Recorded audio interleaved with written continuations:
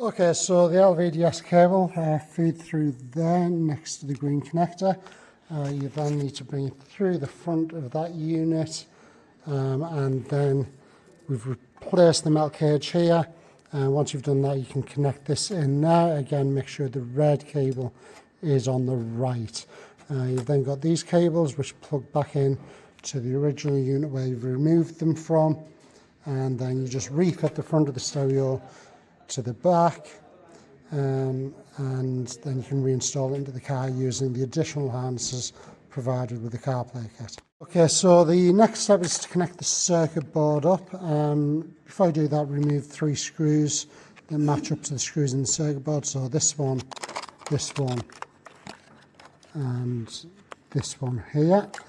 You'll connect up the short ribbon cable from the original display to this one here, the long ribbon cable there into this one, the long film cable into this one, blue side up. Again, make sure that the blue strip is parallel to the connector.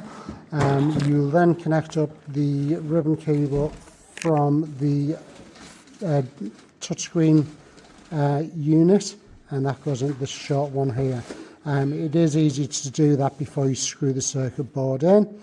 The only other one we need to do is the LVDS connector, which is this one here, which goes into this one down here. You do this so that the red cable is on the right, and you make sure it's fully inserted. Once you've done that, you can screw this circuit board down using the original screws you've removed from the circuit board.